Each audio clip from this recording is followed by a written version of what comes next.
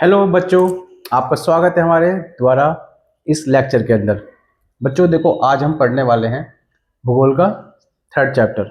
हमने फर्स्ट और ये सेकंड चैप्टर पूरा क्लियर कर लिया है और आज हम पढ़ेंगे, ये बड़ी दिक्कत होता है भाई साहब, कोई दिक्कत नहीं, अब पढ़ेंगे मानव विकास के बारे में। तो आपने अच्छे से पढ़ लिया होगा, मुझे आशा है कि आपने सेकंड चैप्टर अच्छे से पढ़ा होगा और आपको समझ में भी काफ़ी आया होगा कि आखिर जनसंख्या कैसे वितरण होती है, प्रभावित कैसे होती है, ठीक है ना, उसका क्या घनत्व होता है।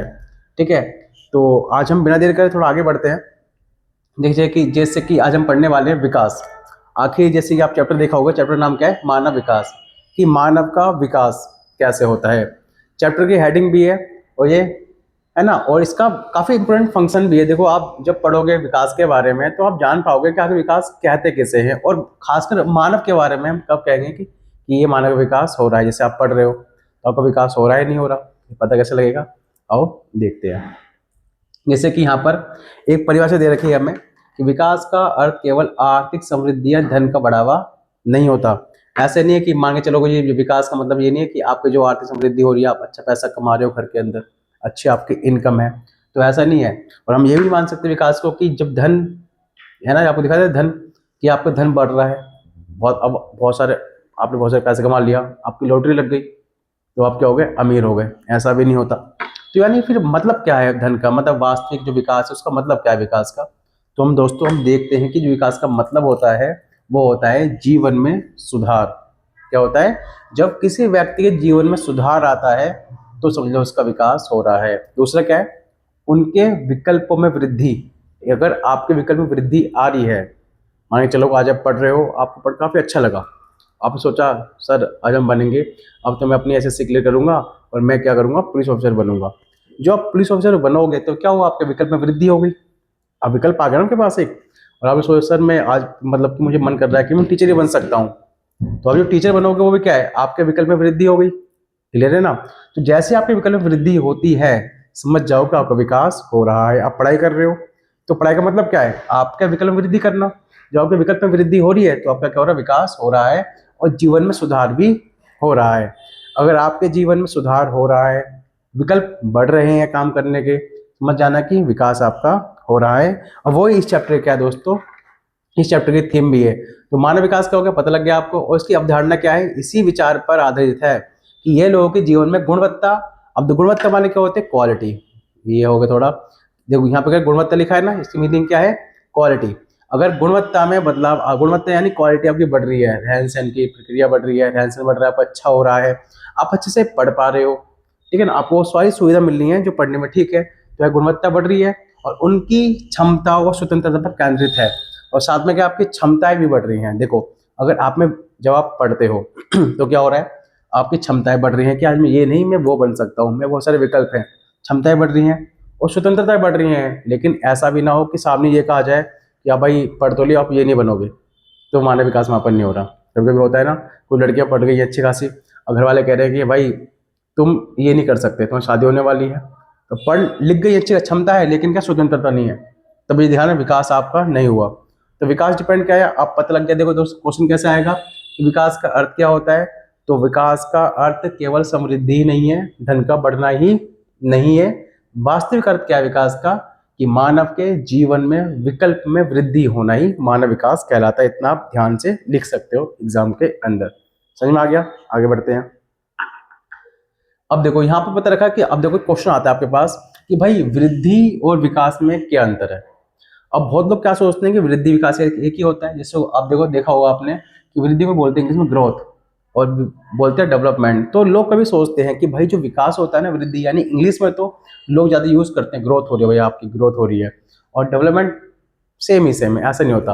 बल्कि क्या होता है, विकास अलग होता है और क्या होती है, ग्रोथ अलग होती है। अब देखते हैं कैसे, ये क्वेश्चन भी आपके पेपर में आ सकता है ना। तो कैसे, देखो ये मात्रात्मक होती है, यानी क्वांटिटेटिव है, यानी आप इसे गिन सकते हैं। जैसे कि मैं आप दिखाऊं, मेरे पास एक पेन, दो पेन, तो यानी अब तीन पेन आ जाए मेरे पास, है ना। अब ऐसे चार पेन मेरे पास हो जाए, पांच पेन हो जाए, तो इसे बोलेंगे वृद्धि। यानी क्या है, मात्रात्मक है, हम गिन सकते हैं, मात्रा के अकॉर्डिंग चलती है, ठीक है ना। ये क्या होता है, ये गुणात्मक होता है। कैसे गुणात्मक, इसमें क्वालिटी होती है। जैसे एग्जांपल, ये मेरा पेन है, लेकिन इन पेनों से बेहतर पेन है, क्योंकि ये पेन इस पे लिख नहीं सकते, ये पेन इस पे लिख सकता है। आप देखना, मैंने यहाँ पे एक कहाँ आगे, ये रहा हमारा पॉइंट, और यहाँ पर मैंने वाइट है, ये रहा, यहाँ पे लिख रहा हूँ ना। तो इसमें क्या है, इसमें कुछ गुण है, कुछ क्वालिटी है इसके अंदर।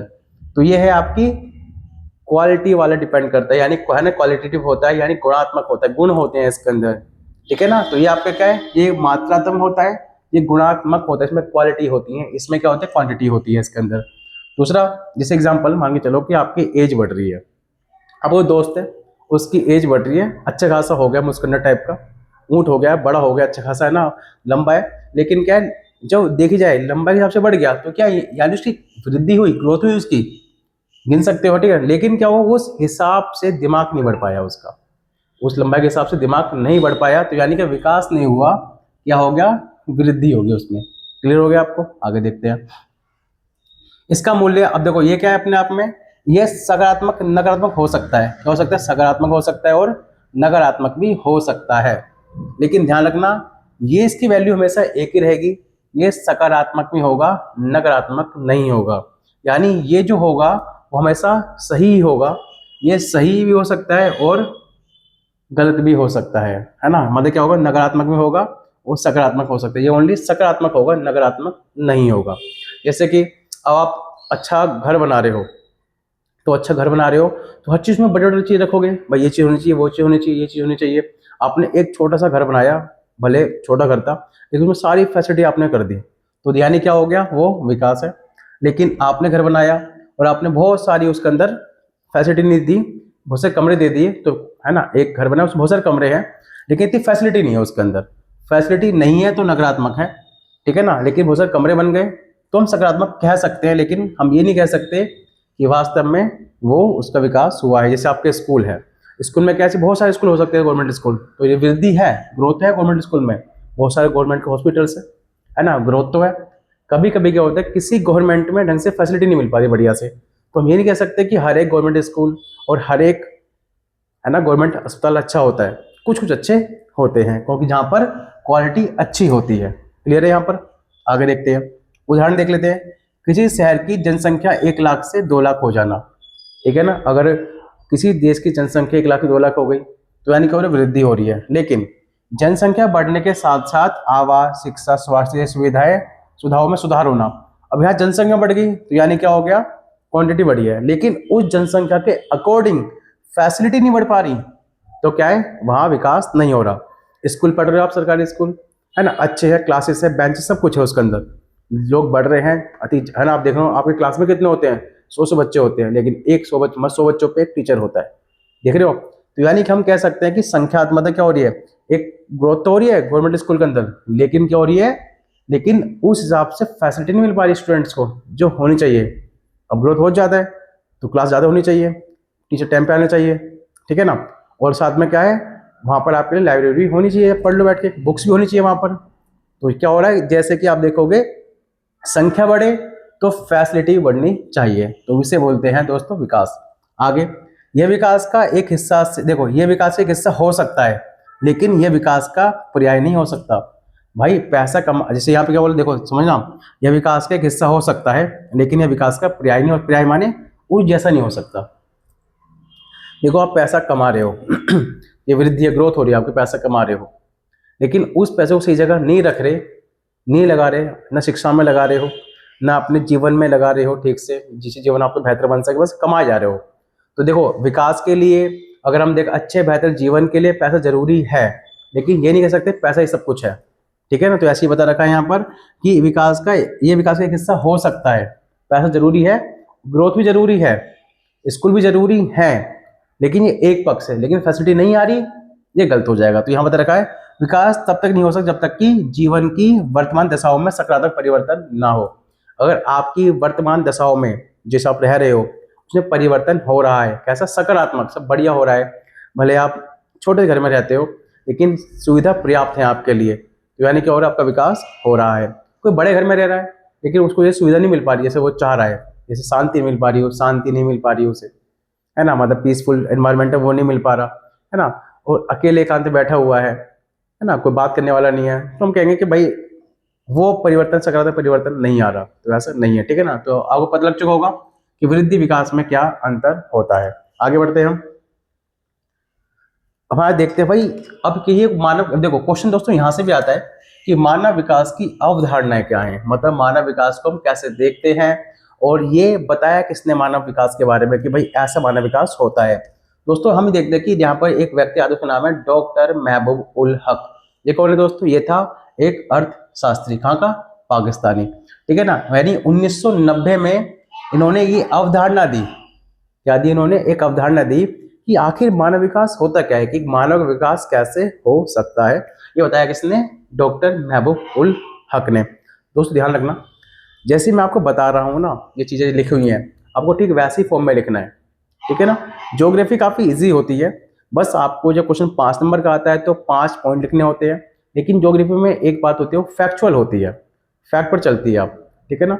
अगर, ठीक है ना, आप जो मैंने फैक्ट लिख रखे हैं जैसे 1 2 3, ठीक है ना, ये आपके मेन फैक्ट हैं। और दोस्तों जैसे मैंने आपको ये लिख रखा था, ये क्वेश्चन आएगा आपका, तो ऐसे बताना है आपको, ऐसे लिखना है, ठीक है ना।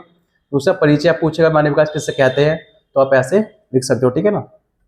तो जैसे मैंने लिख रखा है ना, आपको वैसे लिखना है, जिससे कि आप अच्छे से एग्जाम दे सको, ठीक है ना, कंफ्यूजन ना हो। क्योंकि जो टॉपिक मैं पढ़ा रहा हूँ दोस्तों आपको, वो टॉपिक्स एकदम मतलब कि जैसे हेडिंग है बुक्स की, तो उससे अकॉर्डिंग मैं लेके चल रहा हूँ, उसे मैंने आपके नोट्स बना दिए हैं। ये कोर है पूरी बुक का, ये ध्यान रखना। क्लियर है? आगे चलते हैं।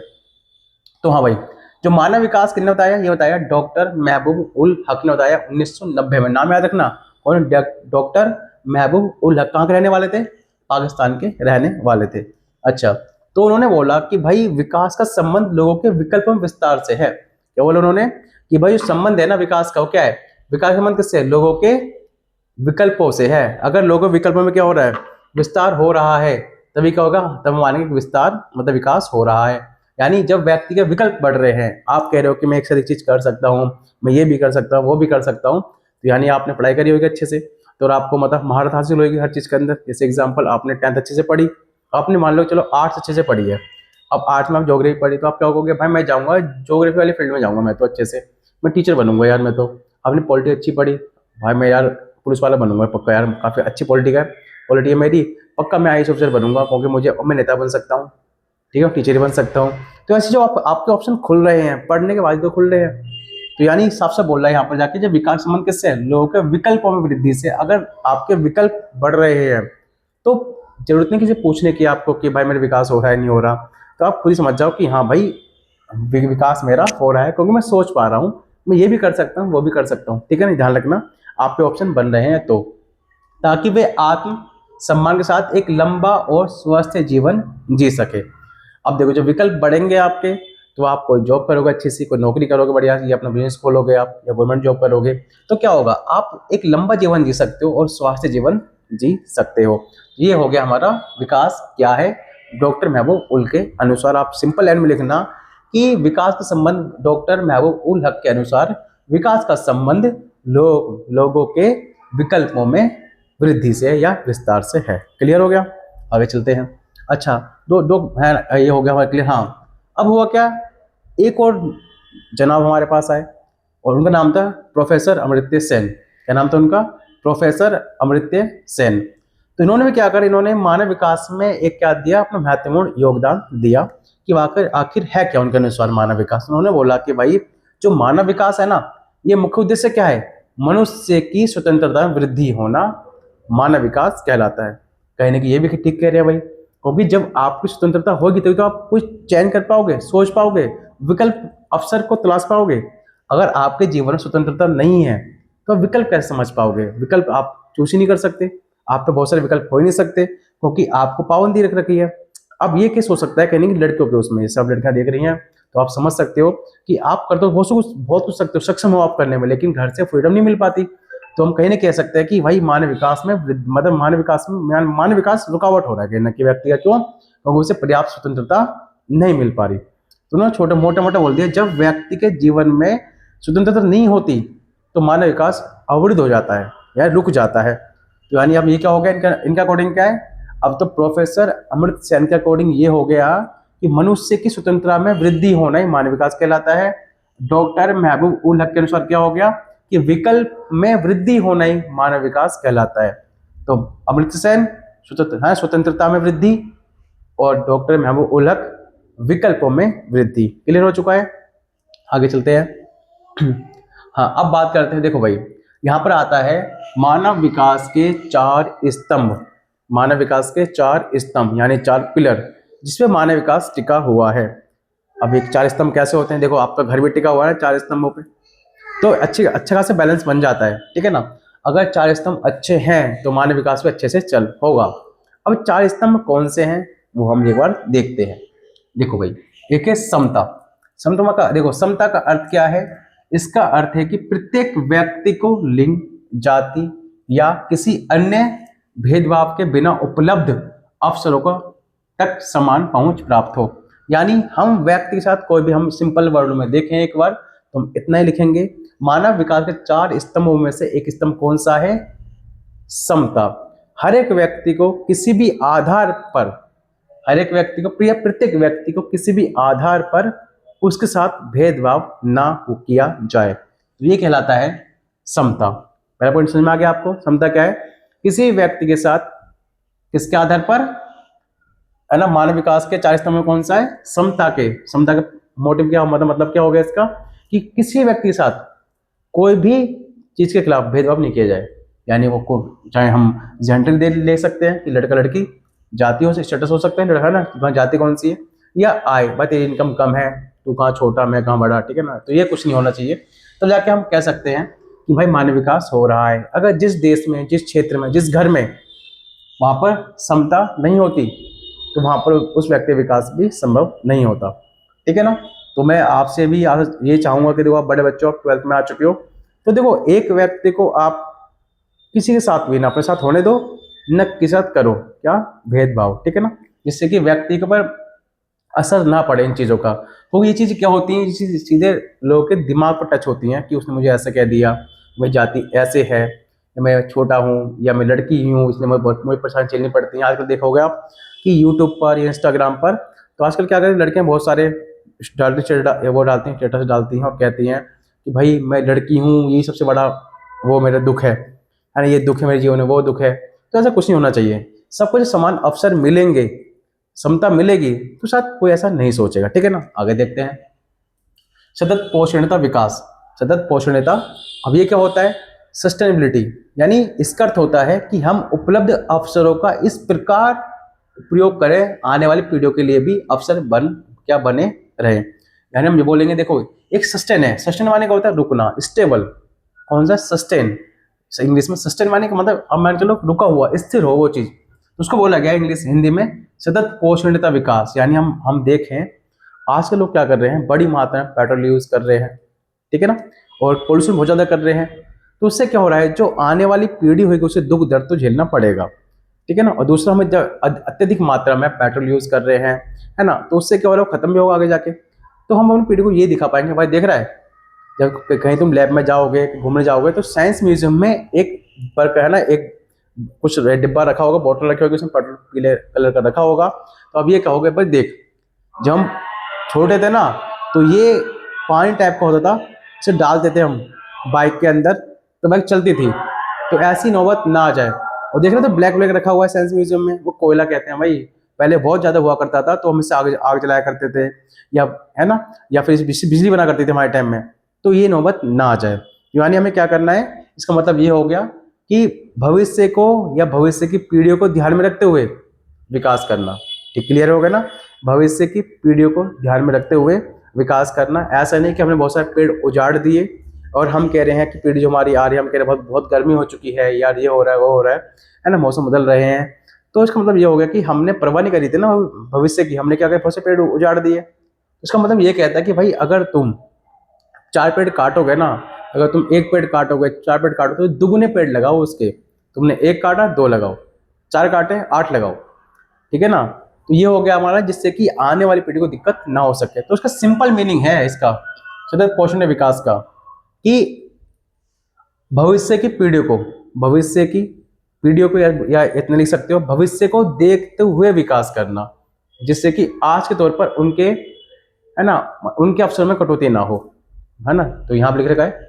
तो क्या होगा, आने वाली पीढ़ियों के लिए भी अवसर बने रहें और आज भी हम जी लें, ऐसा करना है। तो ये पर्यावरणीय भी हो सकता है पर्यावरण को देखते हुए, वित्तीय भी हो सकता है, और मानव संसाधनों के भविष्य में उपयोग के लिए आवश्यक है सबके लिए, ठीक है ना। तो ये होगा हमारा कौन सा सतत पोषण तथा विकास। अब देखो ये हो गई समता हो गई कि हर व्यक्ति को मिलनी चाहिए, सतत पोषण विकास हो गया, जो आने वाली पीढ़ी को देखते हुए चलना है हमें देख के। सेकंड यहाँ थर्ड हो गया हमारा उत्पादकता, प्रोडक्टिविटी। ये क्या होता है, इसका अर्थ मानव श्रम की उत्पादकता को बढ़ाना है, यानी क्या हो गया, मानव श्रम की उत्पादकता को बढ़ाना है और लोगों की क्षमताओं का निर्माण करके उन्हें अधिक समर्थ और उत्पादक बनाया जाना चाहिए। तो ये होता है उत्पादकता। यानी हम देखो यहाँ से देख समझते हैं, इसका अर्थ क्या हो गया, मानव श्रम की उत्पादकता को बढ़ाना। सिंपल अर्थ है, क्या कर रहा है कि मानव श्रम की उत्पादकता को बढ़ाना। जैसे कि अब एक कुम्हार पहले क्या करता था, अपने हाथ से एक मटका बना रहा है ना, एक बंदा बुन करे वो साड़ी बना रहा है, तो उससे क्या हो गया, वो अपनी श्रम तो कर रहा है, उत्पादन कर रहा है, लेकिन वो उसकी उस पर स्किल्स है। और हमने क्या करा, एक मशीन बना दी, तो उससे क्या हो रहा, एक बार में हजारों साड़ी बन रही हैं, एक बार में बहुत सारे मटके बन रहे हैं मशीन से। यानी क्या हो गया, तो हमने क्या करा, उसकी उत्पादकता में बढ़ावा कर दिया। अब उत्पादकता क्या बढ़ गई, तो हमें क्या करना है, ऐसा क्षमताओं का निर्माण करना है व्यक्ति के अंदर, जिससे थोड़ा टेक्निकल हो सके और अपनी चीज़ों को अच्छे से वो बना सके किसी मशीन के द्वारा। और ये कैसे आएगा, ये सब आएगा पढ़ने लिखने से। यानी कि समझ में आ गया आपको कि उत्पादकता क्या होती है। इसका अर्थ होता है मानव श्रम की उत्पादकता को बढ़ाना, मानव श्रम की उत्पादकता को बढ़ाना, और साथ में क्या करना, उसकी क्षमताओं में विकास करना। जब पढ़ेगा लिखेगा तो ये तो बनेगा, समझ आ गया ना। जब पढ़ेगा लिखेगा तो क्या होगा, बहुत सारी टेक्नोलॉजीज पे डेवलप होंगी, वो करेगा आगे जाके, बनाएगा कुछ ना कुछ। और देखो आधे को तुम हमने क्या ये नहीं करा, देखो आज हमारे पास टीवी है, ये वाली स्मार्ट बोर्ड नहीं, टीवी है ये, और हम क्या कर रहे हैं, इसको पढ़ा रहे हैं। पहले हम क्या ब्लैक बोर्ड पढ़ाया करते थे, फिर व्हाइट बोर्ड आ गया, अब ये आ गया। अब हम क्या कर रहे हैं, ऑफलाइन, पहले क्लास ऑफलाइन हुआ करती थी, आज क्लास चल रही है ऑनलाइन क्लास चल रही है। तो ये क्या है, व्यक्ति की क्षमताओं में बढ़ोतरी हुई तो उत्पादकता बढ़ गई उसकी, है ना। पहले ओनली आज क्या, जैसे हम पहले कहते थे कि क्लास में पढ़ाई हुआ करती थी, लेकिन आज आप अपने घर से पढ़ रहे हो, क्लियर है ना। आज आपने क्या, आप अपने घर से पढ़ रहे हो, तो किसकी बदौलत, उत्पादकता की बदौलत, क्योंकि मानव श्रम में क्या होती है, उत्पादकता बढ़ गई, क्षमताओं में विकास हो गया और अधिक समर्थ हो गए, उत्पादन बढ़ गया। क्लियर हो गया आपका। तो आज हमारे सामने ये प्रोडक्ट हमारे सामने आ गए हैं, तो विकास होगा नहीं होगा, मानव विकास ऐसे हो रहा, मानव विकास। अब तो थर्ड पॉइंट आता है, वो आता है सशक्तिकरण, एम्पावरमेंट। सशक्तिकरण, एम्पावरमेंट, इसका अर्थ है अपने विकल्प चुनने के लिए शक्ति प्राप्त करना, अपने विकल्प चुनने के लिए शक्ति प्राप्त करना, ये कहलाता है तुम्हारा सशक्तिकरण। ये होता क्या है, देखो भाई, हमने क्या पढ़ा था, महबूब उल हक ने बोला कि भाई व्यक्ति के विकल्प में वृद्धि होना है मानव विकास है। अब मानव विकास तो हो गया, व्यक्ति कह रहे मैं यार, मैं तो भाई विकल्प बढ़ गए, 10th क्लास में आ गया, मैं तो आर्ट्स लूंगा, नहीं यार अच्छा बढ़ाएगा, साइंस लूंगा। ये मेरे दोस्त ने क्या लिया, कॉमर्स लिया मेरे दोस्त ने, तो अब क्या विकल्प तो है उसके पास, लेकिन क्या है, कंफ्यूजन है। अब कंफ्यूजन क्या होगा उसका, ये कंफ्यूजन होगा, लेकिन विकल्प तो आ गया उसके बाद, लेकिन क्षमता नहीं है क्या करने की, चूज करने की उससे विकल्पों कि मैं कौन सा विकल्प लूँ। या मेरे दोस्त ने यार कॉमर्स ली है, या चल मैं भी कॉमर्स ले लेता हूँ। हुआ क्या, उसके दोस्त ने कॉमर्स ली, उसने कॉमर्स ले लिया, क्या हो गया, आगे बैक, आगे कंपार्टमेंट। क्यों कंपार्टमेंट है, क्योंकि इसलिए क्योंकि उसके विकल्प में क्षमता नहीं थी चुनने की, मतलब उसके क्षमता नहीं थी विकल्प चुनने की। तो उससे ये हुआ कि उन्होंने अपने दोस्त के अकॉर्डिंग काम करा और वो क्या वहां पर फेल हो गया। तो यहाँ पर ये बता रहे हैं कि कम से कम विकल्प चुनने की क्षमता आपके अंदर आ जाए और शक्ति प्राप्त हो जाए उस चीज की कि भाई मैं चूज कर रहा हूँ। तो आजकल लोग क्या करते हैं, शायद देखा देखा काम करते हैं, यानी पढ़े लिख गए हैं, विकल्प बढ़ गए, उनके विकल्प भी बढ़ गए, पढ़ लिख भी गए, लेकिन अभी तक अपने खुद के विकल्प चुनने की क्षमता उनके अंदर आई नहीं है। जिससे क्या होता है, वो यहाँ से वहाँ भटकते रहते हैं, मारे मारे फिरते रहते हैं, भविष्य उनका खराब होता है। तो जितना हो सके अपने विकल्प खुद चुनो। ये शक्ति मिलती है किससे, सशक्तिकरण कहते हैं इसे। इसका अर्थ है कि अपने विकल्प चुनने के लिए शक्ति प्राप्त करना, ठीक है ना। ये शक्ति स्वतंत्रता क्षमता से आती है। आप में फ्रीडम है, आपको पता है कि भाई मुझे फ्रीडम है, मैं डॉक्टर बन सकता हूँ तो मैं साइंस लूंगा। अब मुझे फ्रीडम है, मैं तो आईपीएस ऑफिसर बन सकता हूँ, मैं पॉलिटिकल लेता हूँ, मैं पॉलिटिकल के मतलब आर्ट्स लेता हूँ, मैं बन सकता हूँ, ठीक है ना। क्षमता उसके अंदर है। तो उससे क्या होगा, घर वालों ने बोल दिया कुछ भी कर जा तू मेरी तरफ से फ्री है, कुछ भी ले भाई तू। घर वाले बोलते हैं भाई साइंस लियो, अब बच्चा डिमोटिवेट, यार साइंस लो क्या करूँ यार, मैं मन आर्ट्स में है। तो उस पर क्या है, उसका स्वतंत्रता नहीं है, तो कहीं ना कहीं घर से भी प्रेशर पड़ता है, ठीक है ना। तो ये भी ध्यान रखना चाहिए आपको। तो क्षमता आपके अंदर होनी चाहिए और लोगों को सशक्त बनाने के लिए सुशासन और उन्मुखी नीतियों की आवश्यकता होती है। तो गवर्नमेंट कम से कम ऐसी नीतियां बनाए, अच्छे सुशासन करे, जिससे क्या हो सके, व्यक्ति को ये डर ना रहे कि मैं साइंस ले सकता हूँ या आर्ट्स ले सकता हूँ, मतलब जो मन में हो विकल्प ले रहा है वो, तो उसके बहुत सारे विकल्प होने चाहिए आगे जाके, उसके मतलब आगे जाके सक्सेसफुल हो सके और ऐसे काम कर सके, ठीक है ना। तो मतलब कि रुकावट नहीं होनी चाहिए किसी चीज के अंदर, जो तुमने चुन लिया वो चुन लिया, उसको आगे लेके बढ़ो, उसमें आगे बढ़ो, ठीक है ना। तो आज तो आपको समझ में आ चुका होगा मानव विकास के 4 स्तंभ कौन से हैं। समता, हर व्यक्ति को किसी से व्यक्ति भेदभाव नहीं करना चाहिए। दूसरा, शत प्रतिशत विकास, मतलब क्या हो गया इसके अंदर कि हर मतलब भविष्य को देखते हुए कार्य करना। उत्पादकता, व्यक्ति के श्रम को बढ़ाना, है ना, उसकी क्षमताओं को बढ़ाना, निर्माण करने की। सशक्तिकरण माने क्या हो गया कि व्यक्ति में विकल्प चुनने के लिए शक्ति की क्षमता बढ़ाना, ठीक है ना। हाँ, ये हो गया, आपके पॉइंट लिख देना, आपको पूरे नंबर इसके मिलेंगे इसके अंदर। अब आता है मानव विकास के उपागम। भाई उपागम किसे बोलते हैं? अप्रोच। सुना नहीं, जैसे कि आप यहाँ पढ़ने आए कोचिंग में, तो किसी न किसी अप्रोच से आए हो। आपको देखते हो ना, कब जाते हो हॉस्पिटल जाते हो कहीं और जाते हो, तो क्या बोलते हो, भाई मेरी अप्रोच यहाँ से वहाँ तक है। तो पहुँचने का साधन होता है, उसको बोलते हैं अप्रोच, हिंदी में बोलते हैं उपागम। तेरी पहुँच, मेरी पहुँच इतनी है, इतनी लंबी है, मेरी वहाँ तक अप्रोच है, मेरी वहाँ तक अप्रोच है, तो उसे बोलेंगे हम विकास के उपागम। तो विकास तक कैसे पहुँच सकते हैं हम, तो उसके बारे में बता रखा है। पहले देखो, हमारे पास उपागम को देखने के लिए अप्रोच होती है हमारे पास कि भाई एक विकास हुआ है या नहीं हुआ, मतलब विकास को जानने की कुछ अप्रोच है हमारे पास, उपागम है विकास के लेवल को जानने की। तुम्हारे पास 4 अप्रोच है, 4 या 3 अप्रोच, हाँ 4 अप्रोच हमारे पास आएंगे, यानी 4 उपागम हमारे पास आएंगे। पहला है आय उपागम, यानी इनकम अप्रोच। यह सबसे पुराने उपागमों में से एक है, उसको आप भी यूज करते हो। हाँ, इसको क्या करते हो, आप भी यूज करते हो इस अप्रोच को।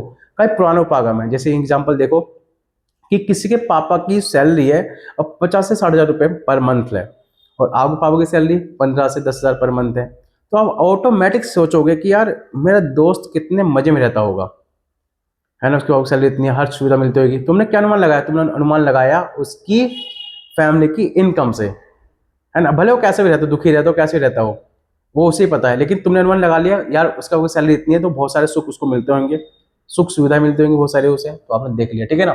तो ऐसे क्या यहाँ पर उपागम बता दिया। तो ये सबसे पुराने उपागमों में से एक है, और इसमें माना जाता है कि आय का स्तर जितना ऊंचा होगा, मानव विकास का स्तर भी उतना ही ऊंचा होगा, ये हम मान लेते हैं।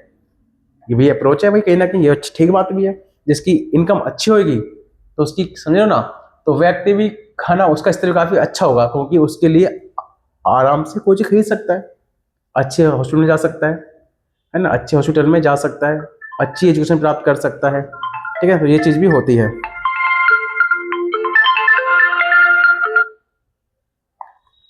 अब सेकंड आते हैं, हम देखते हो कल्याण उपागम। कल्याण उपागम, यह उपागम मनुष्य को विकास के लाभ, है ना, लाभार्थी के रूप में देखता है। सरकार को शिक्षा, भाई फोन आ रहा है मेरे जरा, है ना, और क्या करता है, सरकार को शिक्षा, स्वास्थ्य और सामाजिक सुरक्षा जैसे क्षेत्रों में अधिकतम व्यय करके मानव कल्याण में वृद्धि करनी चाहिए। अब कभी कभी क्या होता है, ये कल्याण उपागम है यानी वेलफेयर अप्रोच, तो उसमें हम ये नहीं देखते कि भाई ये थोड़ा ना किसी की आय कम है तो मतलब कि वो उसका विकास हो ही नहीं पाएगा, ऐसा नहीं है। तो अगर हम नॉर्मल चीज जो वेलफेयर, मतलब जो कहीं ना कहीं वेल होनी चाहिए हमारे लिए, शिक्षा हमारे लिए अच्छी है, स्वास्थ्य और सामाजिक सुरक्षा, अगर गवर्नमेंट इन पे खर्च करती है ना, किस पे, शिक्षा, स्वास्थ्य, सामाजिक सुरक्षा पे खर्च करती है, शिक्षा से व्यक्ति बढ़ेगा, है ना, स्वास्थ्य अच्छा होगा, मतलब स्वास्थ्य चीजें होंगी जैसे कि मेडिकल होंगे, हॉस्पिटल होंगे कई सारे, तो वहां पर क्या होगा, कहीं ना कहीं जो लोग सुविधा मिलेगी तो भी लोग खुश हो जाएंगे, ठीक है, कोई दिक्कत नहीं।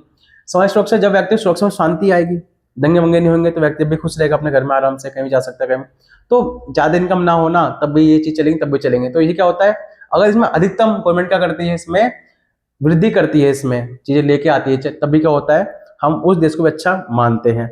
ये तो हमारा इनकम से हो गया, ये हमारा हो गया कल्याण उपागम से। तो कौन सा कल्याण उपागम है, जहां पर ये उपागम मनुष्य को विकास के लिए क्या करता है, शिक्षा, स्वास्थ्य और सामाजिक सुरक्षा जैसी चीजों को क्या उसमें वृद्धि करने की बात करता है। भले इनकम नहीं है, लेकिन चीजें फैसिलिटी हमारे पास होनी चाहिए कम से कम, ठीक है ना। आगे हम देखते हैं आधारभूत आवश्यकता उपागम।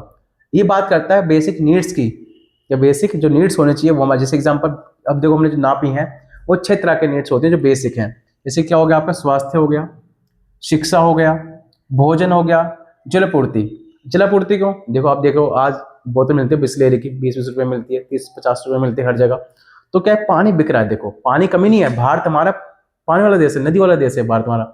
और देखो हम कितने सौभाग्यशाली, आप देख सकते हो कि हमारे बगल में ही यमुना नदी है, इतनी गंदी पड़ी है ना, और हम तरस रहे पानी के लिए, बगल में नदी है एकदम।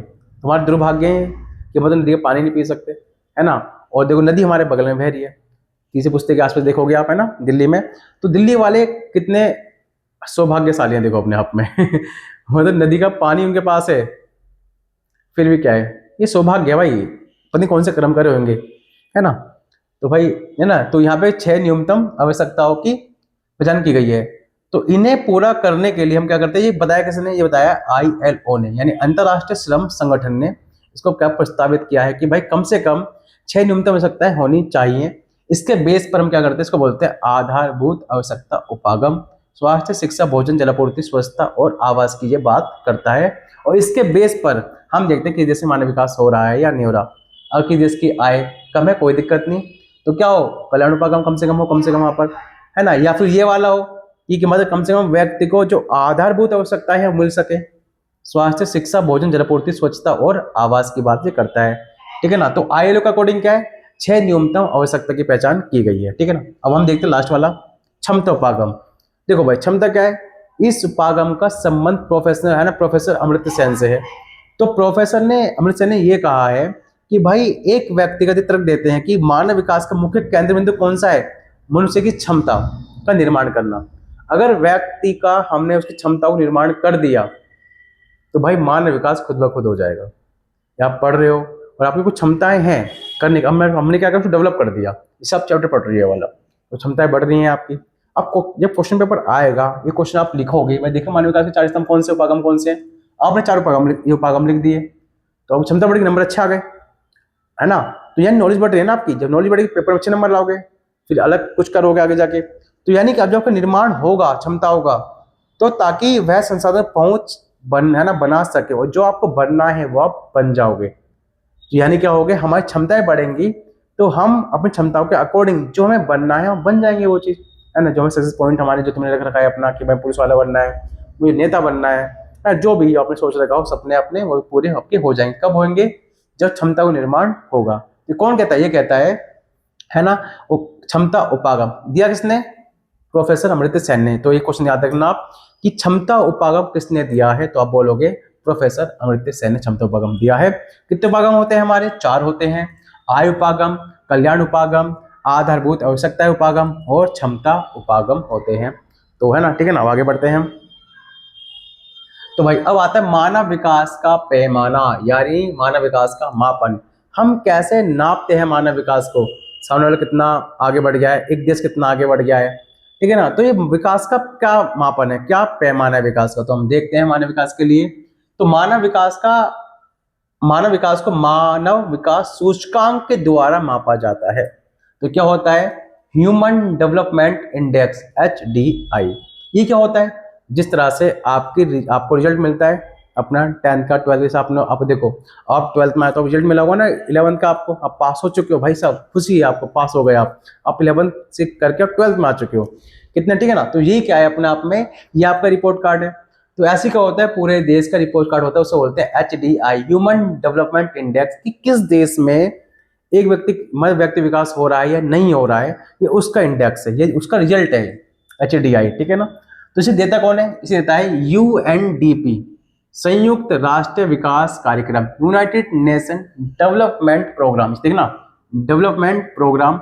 UNO क्या होता है, UN आप पे पॉलिटिकल है तो आप ठीक से समझ पाओगे आगे जाके। तो UNO क्या है, UNO कुछ जितने हमारे वर्ल्ड में देश हैं, हमारे पूरी पृथ्वी पर देश हैं, उनका एक समूह है, ठीक है ना। तो उसे बोलते हैं UN।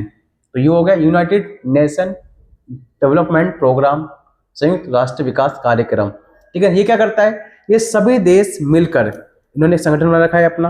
ये क्या करते हैं, ये खुद बैठ जाते हैं और वहाँ पे मीटिंग करते हैं। हर देश को राष्ट्रपति होता है किसी देश का PM होता है। इन्होंने क्या बना रखा है, अपना UNO बना रखा है। तो वहाँ से सोचते हैं कि भाई कौन देश आगे कौन देश पीछे, पता कैसे लगा पाएंगे हम। तो इन्होंने क्या करा है, खुद अपने आप में ये उपागम बनाए, है ना। उन उपागमों के आधार पर तो इन्होंने एक रिपोर्ट तैयार करते हैं हर देश की, जिससे देश समझ सके कि हम किस में पीछे हैं, ठीक है ना। तो उसमें क्या क्या HDI रिपोर्ट कौन जारी करता है, UNDP जारी करता है। कौन करता है, UNDP क्या देता है, HDI देता है, हर देश की रिपोर्ट देता है। अच्छा, इसको मापते कैसे हैं, जिस तरह से आपके नंबर आते हैं ना, इस तरह से क्या आते हैं, आपके नंबर आते हैं 100 में से आते हैं, तो हम परसेंट निकालते हैं, 100 में से कम आ रहे हैं, 99 आ गए 99%, 80 आ गए 80%। और आप ध्यान रखना, आपके अगर ऐसे पढ़ोगे ज्योग्राफी मुझसे तो आपके 100% आएंगे, 90 अब नंबर आपके आएंगे, क्योंकि आपको ऐसे लिखना है, एट इज पढ़ना है, ठीक है ना। तो देखो यहाँ पे क्या करते हैं, हम नंबर देते हैं, हम स्कोर देते हैं दोस्तों।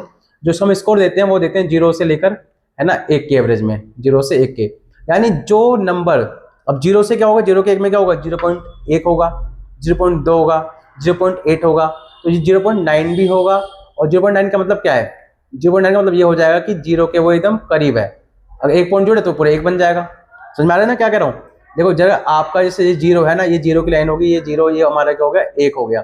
अब यहाँ पे क्या होगा, 0.5 भी होगा, है ना, ठीक है ना, ये 0 पॉइंट, है ना। अब ये क्या होगा, जो हम आगे बढ़ेंगे तो पूरा 0.1, 0.2, 0.3, 0.4, 0.5, 0.9 और एक पूरा 1 बन गया।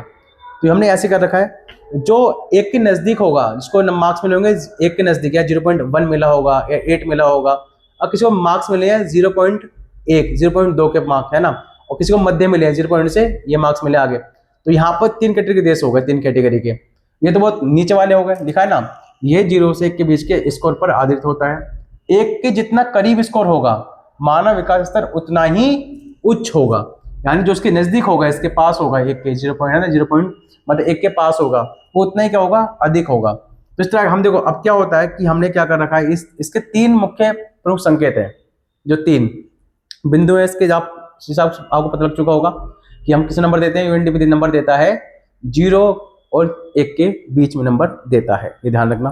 अच्छा अब देखिए यहाँ पर हम ये पढ़ते हैं कि जो एचडीआई है उसके 3 प्रमुख संकेत कौन से हैं, 3 प्रमुख संकेत उसके कौन से हैं, तो हम देखते हैं। पहला कौन सा है, स्वास्थ्य यानी हेल्थ, ये मानव विकास के केंद्र बिंदु भी है, ये क्या केंद्र बिंदु भी है, ध्यान रखना। मानव विकास के क्वेश्चन आ सकता है कि मानव विकास केंद्र बिंदु कौन से हैं, तो ध्यान रखना ये वाले केंद्र बिंदु भी कहते हैं इन्हें। अच्छा और इस संकेत कैसे हैं, देखो पहला क्या है, जो एचडीआई क्या करता है, इसके ये 3 संकेत पूरे होने चाहिए, ये वाले स्वास्थ्य, शिक्षा और संसाधन तक पहुंच। कैसे, आगे देखते हैं। अगर देखो भाई, अगर ये मूल्यांकन करता है कि जन्म के समय जीवन प्रत्याशा, ये लाइफ जो एक्सपेक्टेंसी है ना, एक्सपेक्टेंसी है वो कितनी थी, है ना, उसके आधार पर किया जाता है। अगर आपका जन्म हुआ और आपने अच्छे 50 साल जी लिए, थोड़ा बेटर है ना, सही है, और आपने 60 साल जी लिए, भाई लाइफ तो बड़ी मस्ती, है ना, और क्या हो गया 70 साल जी लिए, वाह मजा आ गया। मतलब इस तरह के रखा गया है। अगर देखो जो 50 से पहले मर जाता है, कहीं ना कहीं बीमारी हो सकती है देश के अंदर, क्या होता है, मेडिकल की कमी हो, हेल्थ की कमी हो वहां पर, है ना, हेल्थ फैसिलिटी बिल्कुल कम से कम हो, 70 जी लिया है, भाई उसको बुखार भी आया होगा बीच में, बहुत से बीमारी लगी होंगी उसको, लेकिन क्या होगा उसके देश में क्या थी, हेल्थ फैसिलिटी थी, तो जल्दी ठीक हो गया। तो हम क्या करते हैं, जीवन प्रत्याशा को देखते हैं इसके अंदर, क्या देखते हैं, जीवन प्रत्याशा को देखते हैं पहले में, ठीक है ना। अब सेकंड आता है तुम्हारा शिक्षा यानी एजुकेशन की बात हम करते हैं। इसमें विद्यालय शिक्षा के औसत वर्ष, मतलब ये देखते हैं कि लिखा है ना, विद्यालय शिक्षा के औसत वर्ष और है ना विद्यालय शिक्षा के प्रत्याशित वर्ष के आधार पर किया जाता है कि मैंने कि मतलब लोग कितने पढ़े लिखे लोग हैं। आज देखो आपके देश में ऐसा होगा कि भाई हम क्या करें, 0 से 7 वर्ष, जो 1 वर्ष 7 वर्ष का बच्चा होता है, हम सोचते हैं उसको सब पढ़ना लिखना आता है, कितना, 7 वर्ष के बच्चे को सब पढ़ना लिखना आता है। तो हम ये देखते हैं कि लोग कितने में पढ़ लिख जाते हैं, कितनी एज में पढ़ लिख जाते हैं। किसी से हमारा 7 लिटरेसी रेट है हमारा, हम ये मानते हैं कि 7 वर्ष का बच्चा होता है वो अच्छे से समझ सकता है, गुणा भाग माइनस प्लस और हिंदी इंग्लिश पढ़ लेता है, ठीक है ना। तो ये हम इसके ऊपर देखते हैं, ये मूल्यांकन करते हैं। तो हमारा हो गया शिक्षा के आधार पर। और साथ में कौन सा है ना, संसाधनों तक पहुंच। अब ये कौन सा है भाई, इसका मूल्यांकन प्रति व्यक्ति सकल राष्ट्रीय आय के आधार पर किया जाता है कि भाई हम ये देखते हैं कि एक व्यक्ति की संसाधन तो कितनी पहुंच है, कितने आराम से वहां तक पहुंच जाता है ना, जो बनना चाहता है कितनी आसानी हुई उसको बनने में। ऐसा नहीं बीच में कोई मना कर दे भाई तुम ये नहीं कर सकते, या गवर्नमेंट उसे मतलब कि वो सपोर्ट नहीं कर पा रही। हम देखते हो आपको मिल लोग स्कॉलरशिप मिलती है किसी किसी को स्कूल के अंदर, ठीक है, तो ये चीज होती है। तो क्वेश्चन यहाँ से इतना आएगा आपके पास कि मानव विकास का केंद्र बिंदु बताइए, केंद्र बिंदु, है ना, यह आप बता देगा कि मतलब कि, है ना, तो केंद्र बिंदु पूछेगा तो आप ये बताइए, स्वास्थ्य, शिक्षा, संसाधनों तक पहुंच, ये होते हैं मानव विकास के केंद्र बिंदु। इसी के आधार पर हम क्या करते हैं, एचडीआई की रिपोर्ट कहीं ना कहीं बनती है। आगे देखते हैं हम। हाँ भाई, अब आता है एचडीआई क्या करता है, स्कोर देता है। क्या करता है एचडीआई, स्कोर देता है। अब स्कोर में क्या होता है, अति उच्च वाले देश, क्या मिलता है उसमें 0 पॉइंट, मैंने बताया था ना, जो एक नज़दीक होगा वो हाई लेवल पे होगा। जैसे कि अति उच्च वाले देश में 0.8 से ऊपर के देश होते हैं उसको अति उच्च बोलते हैं। इसमें नॉर्वे भी आता है। क्या आता है इसमें? नॉर्वे देश, कंट्री ऐसी है जो हमेशा ऊपर ही आती है। छोटी कंट्री, खुशहाल कंट्री है, अच्छी इनकम भी अच्छी खासी वहाँ पर, ठीक है ना। उच्च आय 0.7 से 0.7 से लेकर 0.799 तक के बीच में देश आते हैं, इसमें आते हैं। एक होते हैं मध्यम देश, 0.550 से लेकर 0.699 तक। जो हमारा इंडिया है वो मध्यम में आता है। किसमें आता है? हमारा इंडिया मध्यम के अंदर आता है, ध्यान रखना। पूछेगा कि हमारे एचडीआई के अंदर क्या स्कोर है, तो आप बोलोगे मध्यम। लो में क्या है? 0.59 है, 49, तो उसको बोलते हैं जीरो। इसको ये काफी जो नजदीक है जीरो के, तो मोस्टली देश इसके अंदर आते हैं। लेकिन यहाँ पे सवाल ये है कि हमारा देश किस में आता है? हमारा देश आता है तुम्हारा मध्यम में आता है।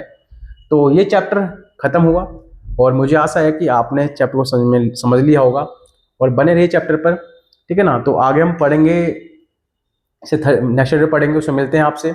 और कोई भी क्वेरी है तो आप क्या करोगे, इसमें मतलब कमेंट में लिखोगे। कोई दिक्कत हुई पढ़ाने में या अलग कुछ अजीब सा लगा तो फीडबैक जरूर देना मुझे। और आपको ये पीडीएफ चाहिए तो कमेंट करना, मैं आपको टेलीग्राम को लिंक दे दूंगा, है ना, उसमें मैं सेंड कर दूंगा अगर आपको अच्छा लगे तो। और जो गलती हुई है पढ़ाने के अंदर में उससे उसको क्षमा कीजिए, ठीक है ना। तो चलते हैं।